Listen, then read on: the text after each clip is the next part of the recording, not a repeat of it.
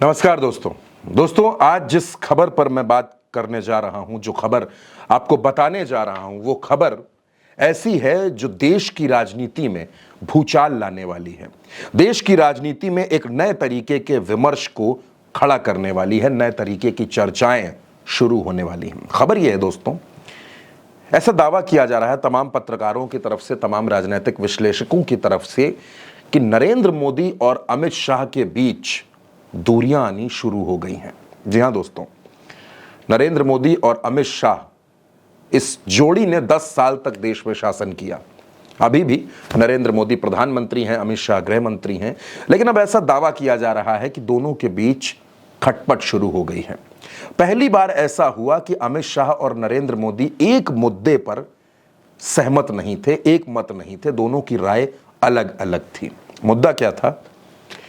मोहन भागवत ने एक मीटिंग बुलाई। उस मीटिंग में दो नाम रखे गए, संजय जोशी, वसुंधरा राजे, और यह सवाल पूछा गया कि इन दोनों में अध्यक्ष किसको बनाया जाए।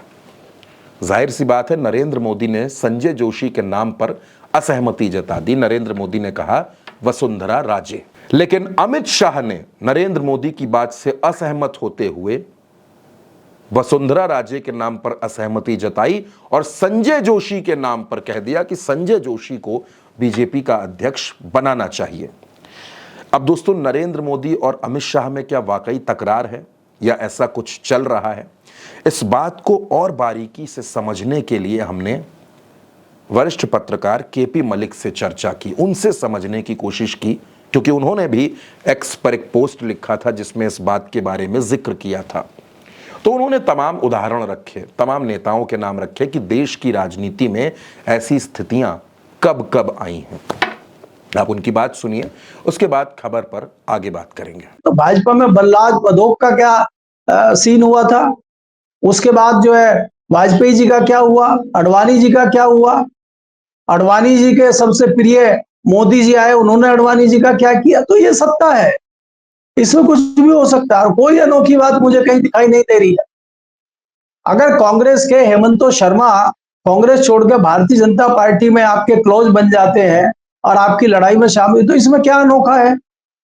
अगर महाराष्ट्र में तमाम बदलाव हो जाते तो इसमें क्या दिक्कत है? जो शिवसेना के सबसे करीबी विधायक और मंत्री होते थे, वो उनको धोखा देके मुख्यमंत्री बन जाते। तो इसमें सत्ता की कुर्सी के लिए राजनीतिक लोगों का इस तरह का आचरण कोई अनोखी और आश्चर्यजनक बात नहीं है।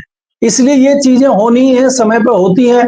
10 साल तक जो है मोदी जी का जलवा चला है, अब बदलाव की बेला चल रही है और तमाम परिस्थितियां उसकी तरफ इशारा कर रही हैं। अगर आप देखेंगे, अगर आप बारीकी से विश्लेषण करेंगे तो तमाम जवाब आपको खुद ब खुद मिल जाएंगे। अब दोस्तों, जब ये बात हमने सुनी, उसके बाद इस खबर को और टटोलने की कोशिश की कि आखिर अमित शाह ऐसा क्यों करना चाहते हैं, आखिर ये वजह क्या है, क्या कोई तकरार है? अब केपी मलिक जी का कहना है कि किसी तकरार की बात नहीं है। दरअसल अमित शाह ये चाहते हैं कि 2029 में प्रधानमंत्री पद का चेहरा वो हो, या फिर अगर नवंबर के बाद कुछ होता है, अगर नवंबर के बाद महाराष्ट्र और झारखंड के परिणाम आने के बाद तस्वीर बदलती है, तो मेरे नाम पर विचार किया जाए। अमित शाह ने संघ के सामने ऐसी बात रखी है कि मेरे भी नाम पर विचार किया जाए। अमित शाह अपना भविष्य देख रहे हैं राजनीति में, उनकी भी मनोकामना है कि मैं भी प्रधानमंत्री बन सकता हूं, मेरे अंदर क्या कमी है। मोदी जी ने अपनी पारी खेल ली है, अब अगली पारी मैं खेलना चाहता हूं। और वो पारी खेलने के लिए मुझे क्या क्या चाहिए कि मुझे एनडीए के सहयोगी दलों से अच्छे रिश्ते बनाना चाहिए, मुझे जो भारतीय जनता पार्टी के पुराने नए नेता हैं उनसे अच्छे संपर्क होना चाहिए। संजय जोशी से अमित शाह की डायरेक्ट कोई लड़ाई नहीं है, दुश्मनी मोदी जी की और संजय जोशी की है। अमित शाह और संजय जोशी की तो कोई लड़ाई है नहीं, वो तो इसलिए लड़ाई है कि वो उनके साथ काम कर रहे हैं, उनके खेमे में हैं बहुत पुराने समय से। क्या जब शुरुआत हुई थी 95 में, गुजरात में काम कर रहे थे मोदी जी और संजय जोशी जी, तब अमित शाह जी क्या कर रहे थे? तो ये तो ऐसी चीज है कि उनकी कोई दुश्मनी नहीं है, लेकिन वो उस खेमे में खड़े हुए हैं, इसलिए उनको उस नजरिए से देखा जा रहा है। और कल को वो बदलेंगे नहीं, तो इसमें क्या दिक्कत है? वो पलटी मार के कांग्रेस में थोड़ी जा रहे हैं, वो तो संगठन के ही दूसरे सहयोगी जो नए सहयोगी आ रहे हैं उनके साथ तालमेल करने की बात कर रहे हैं। अब दोस्तों, अमित शाह हो, नरेंद्र मोदी हो, संजय जोशी हो, चाहे जो हो, देश में हर नेता ये चाहता है कि वो आगे बढ़े। अब नरेंद्र मोदी को प्रधानमंत्री रहते हुए 10 साल हो गए, 10 साल का समय हो गया। ऐसे में अमित शाह को लगता है, संघ को लगता है कि ये बदलाव की बिल्कुल सही बेला है। लेकिन दोस्तों, अमित शाह के नाम के बीच में एक और नाम बड़ी चर्चाओं में है, नितिन गडकरी। नितिन गडकरी ने बीते दिनों ऐसे ऐसे बयान दिए हैं जो इस बात की तस्दीक करते हैं कि नितिन गडकरी गुजरात लॉबी से खुश नहीं है। अब नितिन गडकरी आरएसएस के करीबी हैं। नितिन गडकरी को लेकर क्या कुछ एनालिसिस है वरिष्ठ पत्रकार केपी मलिक का, वो विश्लेषण बेहद महत्वपूर्ण है। बड़े ध्यान से और बड़ी गंभीरता से उसको सुनने की जरूरत है दोस्तों। तो गडकरी का चेहरा अगर आगे किया जाता प्रधानमंत्री के नाम पे, तो सबसे पहले तो महाराष्ट्र के जितने सियासी दल हैं वो एक मुश्त गडकरी के साथ आ जाएंगे। उनको लगेगा पहली बार ऐसा मौका आया कि कोई मराठी प्रधानमंत्री बनने जा रहा है। चाहे शरद पवार जैसे लोगों चाह के भी विरोध नहीं कर पाएंगे। शिवसेना और शरद पवार को गडकरी के साथ आना ही होगा। और उनका जो अपना नेटवर्क है गडकरी का, उसमें कुछ बिजनेसमैन भी आ जाएंगे। ममता बनर्जी जैसे लोग भी गडकरी के साथ आ जाएंगे और चंद्रबाबू नायडू और नीतीश भी ठंडे हो जाएंगे। तो संघ को लगता है कि अच्छा एनडीए भी बन सकता है और ये सरकार 2029 तक चल सकती है। संघ जल्दबाजी इसलिए नहीं करेगा क्योंकि संघ नहीं चाहता कि यह सरकार गिरे और इंडिया गठबंधन की या कांग्रेस की सरकार बने। संघ ये कतई नहीं चाहता है। संघ ये चाहता है कि सरकार भाजपा की ही रहे और मोदी जी के चेहरे में अगर दम नहीं तो नया चेहरा, दमदार चेहरा सामने लाया जाए और उसको लेकर आगे बढ़ा जाए। ये संघ की योजना है। अब अमित शाह आने वाले वक्त में क्या करेंगे? अमित शाह संजय जोशी को इसलिए भी अध्यक्ष पद पर चाहते हैं क्योंकि इससे एक विंडो ओपन रहेगा। संजय जोशी वो शख्स हैं जिन्होंने अमित शाह को पहली बार चुनाव लड़ने के लिए टिकट दिया था गुजरात में।